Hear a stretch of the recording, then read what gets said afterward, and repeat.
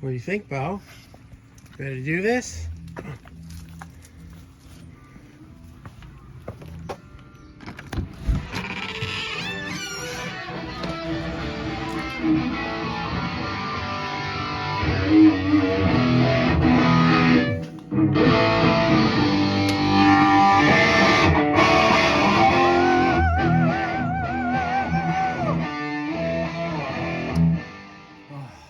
Okay. Let's get Bo in here. Come on, Bo. Bo, come on, get in. There we go. All right, so this is the beginning of the new thing that we're going to be doing here, which is we're going to get some videos going on. We got the new camera, the lavalier mic. I haven't really shot much at all with it. It's really been busy and I've been out of town. But this is a 212 open back with Celestian Goals that we've been breaking in for the last couple of days. And anyway, here it is. So we're about to switch gears and click. Now tonight we are so excited to introduce our first guest. He's been on our show before and he's here again to lend his expertise. Please welcome celebrity vocal coach James Lugo.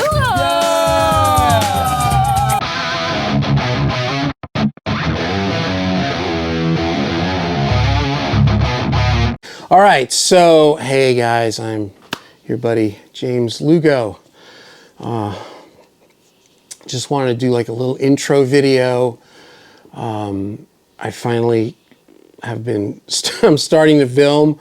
The last few weeks have been very intense with work and getting the camera set up, and we had some drama with broken lenses and insurance companies and returns. So anyway, this is the first kind of the intro of what's going on. So I just wanted to kind of say hey. And also each of my videos will start to get better. The truth is I already did this entire intro. And when I looked at it, it was just like, okay, this is wrong, that's wrong. So this is take two, which kind of can be not as cool as take one. But there you have it. I've got the lavalier mic. I've got the Sony a6600 with the Tamarind lens. And here it is. So what we're going to be doing is I'm going to get on a routine of releasing at least 2 videos a week. Some of them will be like this. Some of them will be screen capture. Some of them will be a combination. I think what I'm going to start with is I've kind of retooled again my guitar rig, which I guess seems crazy. Most of it's all the same, but my workflow has changed a little bit. I signed a deal with a label to now do cue music, licensing music. So I think that a part of what we're going to go into with all this is how to do that kind of stuff and how to do, make songs sound like a certain genre, or, and because if people aren't hip to it and they don't know what it is, and they don't know that it exists. If it's something you're interested in doing, then, some of these will be really cool. You'll get to see how it's made. Basically the songs are kind of like 2 minutes long. No vocals per se. There'll be like chant vocals or little backgrounds, but no like lead vocal. And there's kind of a whole methodology to it. I'm in the process of delivering my first library this week. We've been working on it, and it's good. It's coming out nice. I'm getting better at it. It's just like anything. The guy that owns the label is a friend of mine, so he's being patient. He's kind of helping me along. But it's been fun, but it has also got me to retool some of my workflow. But yeah, so what my plan is I've got a week before I start traveling. So this week I'm gonna shoot a bunch of videos and then like release them kind of as a whole. I think the whole series will be like going through all the sounds, all the amps, how to blend amps, how to blend mics, phase relations, how to phase cabs, and how to combine things like Axe Effects with amps or Sans Amp with Axe Effects or whatever. And it'll be mostly guitar, there'll be bass stuff too. So yeah, and honestly, this whole Q thing, if it's something you think you're interested in ever getting involved in, my first thing to say would be make sure you're listening to a wide array of music. Don't just sit on one thing, because you've got to be able to, if they want something that sounds like Southern rock, or then there's something they want it to sound like West Coast hip hop, or they want something to sound like 50s, or like you can go, all right. The more you're listening to music, then you're able. And through my years in LA, I've gotten good at listening to something and kind of sussing it out and kind of figuring out how it's made, almost like back engineering spacecraft, right? But and honestly, this really ties into being a kid of the late 70s, early 80s, and then really getting my career going in the mid 80s and moving to LA. I was in the whole hair metal scene. I moved to Hollywood in 85 and left, and then came back in 86 and stayed. So, I was there. I saw Warrant's last show before they went off and did their record deal. And, so I was, hair out to here and eyeliner and spandex and, you bring it, baby.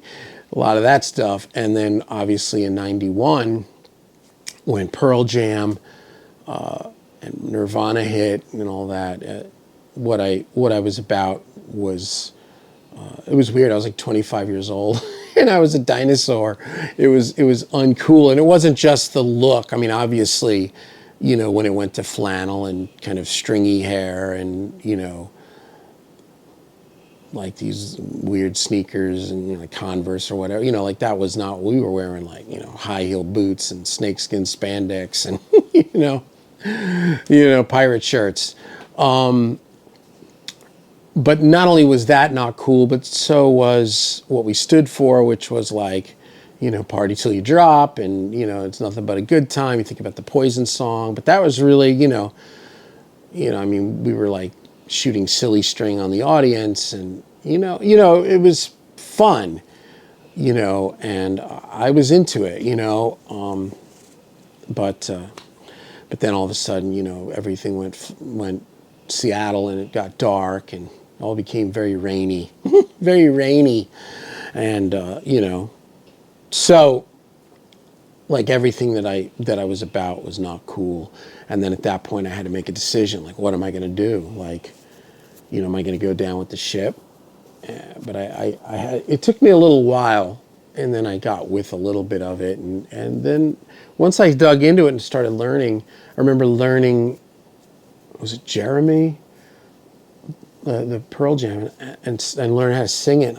I thought it was cool. I was like, dang, listen to these. The lyrics were just like, it was, and it was also almost impossible to figure out the lyrics. This was before Google, right? So, but, and I mean, at the time too, I was really influenced. There was a book at the time that was very popular. It was called kind of like, Who Hid My Cheese, or Who Hid the Cheese? And it was basically about a scientific experiment where they had rats and they put them in a maze, and they put the cheese at one door, and the rats would roam around and finally find it, and then they would do it again and they would roam around. But after a few times, when they put the rats in, they would just go right to the door that they knew where the cheese was. And they got that repetition going, and then all of a sudden they put it at the door over here. And when they put the rats down, all the rats ran to the one door, and they waited. They were waiting for their cheese. And after a while, a few of them kind of wandered off and found the cheese. But some of them stayed at the door, and ultimately, I mean, I hope that they didn't starve them, but that was the whole thing, is that they just waited till they were going to wait till they died. And when things started to change in the music business, I thought, I don't want to be that rat. I don't want to be that guy, in the late 90s, going to the Rainbow, still trying to live that dream. Because not only was the dream kind of over, but it was also, it was like time for it to be over. Like I kind of wanted a new episode. And so, yeah, I mean, I think that just evolving and going back to this cue music thing, the fact, when I was a kid, so I'm 58, I was born in 64, really got into music early 70s, mid 70s, you know, and everybody was listening to, you know, Skynyrd and Zeppelin and, you know, Foghat and, you know, Black Sabbath and Kiss and Rush, and I was into all that music.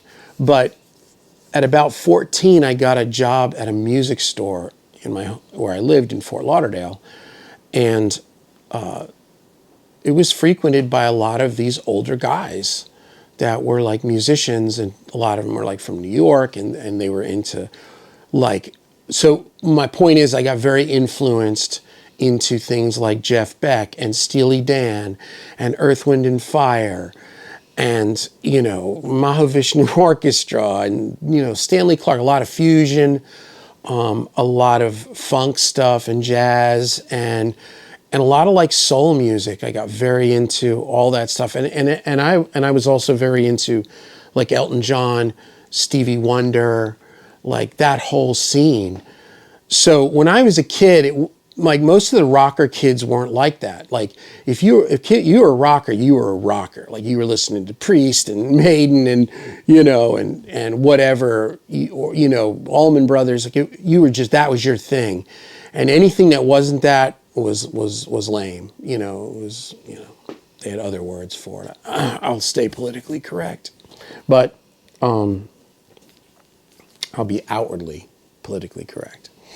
But I never was that guy. Like I mean, I loved James Taylor and, you know, just, I mean, Al Jarreau and all this music. So when things started to shift in the early 90s, it wasn't unnatural for me to move. And, you know, I mean, I got very involved in the West Coast hip hop scene, made a lot of records, a lot of rap, started working with Disney and American Idol. I was doing a lot of pop, electro pop, a lot of like neo soul, and, you know, and then like thrash metal. Like it was just kind of all over the place.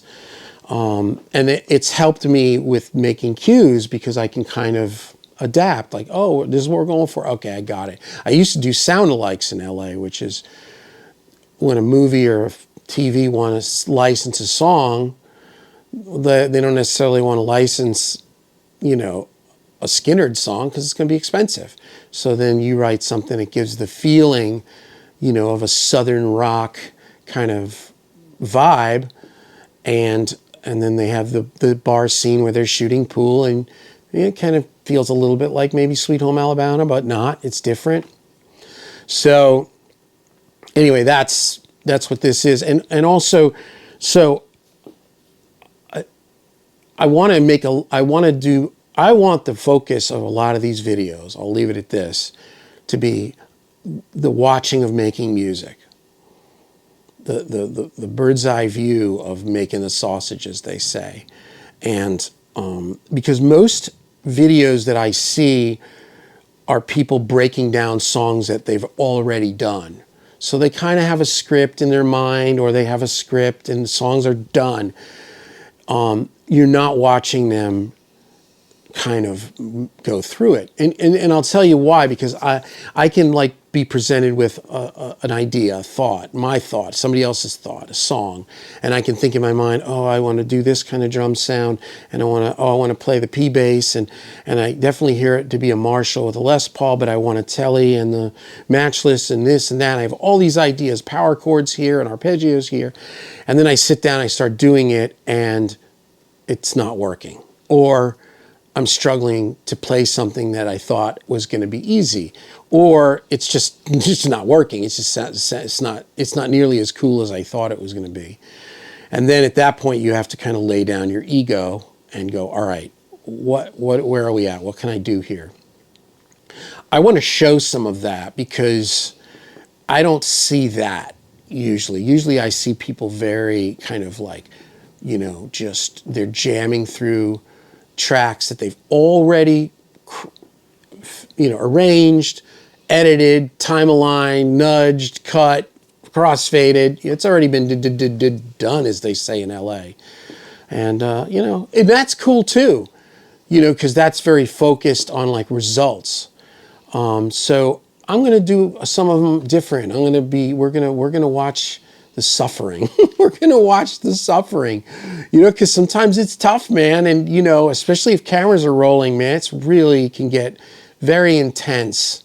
So anyway, that's kind of it. So now again, I'm going to be doing music for these just because working with some labels and doing client music and, cues for, I can't video, and the stuff is under, it's licensed, it's copywritten, it's not public domain, it's not for public consumption.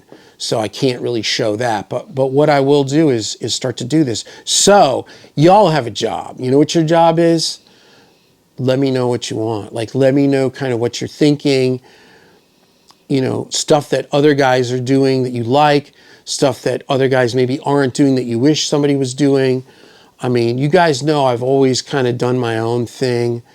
I was doing all this amp shootouts before anybody was doing amp shootouts, and for better or worse, I just kind of did it my way because I didn't even have anything to copy. We were inventing it. I mean, we did 22 pickups in a Les Paul in one day, with like 3 guitar players and 6 amps. Like, that was heavy lifting. That's harder than an amp shootout. Do a pickup shootout. And now, with the studio was packed with people too. It was a party. Everybody was drinking and getting crazy. But anyway, that's it. So kind of, let me know what you think. And I mean, this is where we're at. I've got some lights. I put some color back here. My favorite YouTube person that's in this world is absolutely Ola Englund. He's just unbelievable, and I've been watching some of his videos, and I wouldn't say I'm stealing anything because he's on another level with all that, but I've been like, okay, let me get some blue lights and let me try this. So, but again, like, this is his thing, and his studio is big, and it's kind of set up for all video. This is designed for making music only, really. So we're kind of shoehorning where we can put cameras and where we can put lights. But I did add some lights, and it looks cool. I mean, it's definitely more utility looking than some studios and videos, because it is utility. I mean, it's just boxes and wires and gears and guitars everywhere you look. And even though it's not necessarily aesthetically set up in a certain way, to me, it's still sexy, man. Like, that's it. That amp rack is sexy. It doesn't need lighting. It's just like, wow. People walk in here, they're like, good Lord. I'm like, yeah, man, it's crazy. I'm crazy. So anyway, like and subscribe. Let me know what you're thinking. Like, if you have ideas. Again, I'm going to be putting out 2 to 3 a week. And they're not all, this is a long one. This is the whole intro. Some of them are going to be with the camera, but most of them aren't going to be this long. Some of them will be with the camera. Some will be with screen capture. I have a line coming out of Pro Tools sending full bandwidth audio to my laptop. So I record that in GarageBand. So, you're going to hear all this stuff at like, either if it's mixed, it's going to sound like a record. If it's unmixed, it's going to sound unmixed, but you're going to hear it.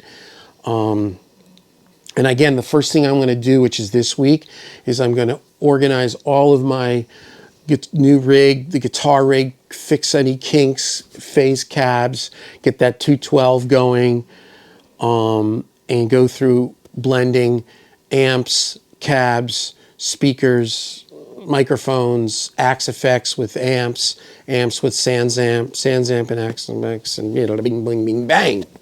And that'll be it. The arm is going to be okay. God is good, right? I mean, it really is. There's a solution here, right? And it's just a matter of, you know, and it's okay to be scared, right? I mean, yeah, it's scary. I'm being flat out. Yeah, it's scary. But, you know, I mean, I haven't been taken this far to be dropped on my head. So we'll be okay. And I'm excited about this. So, yeah, there you go. Like and subscribe.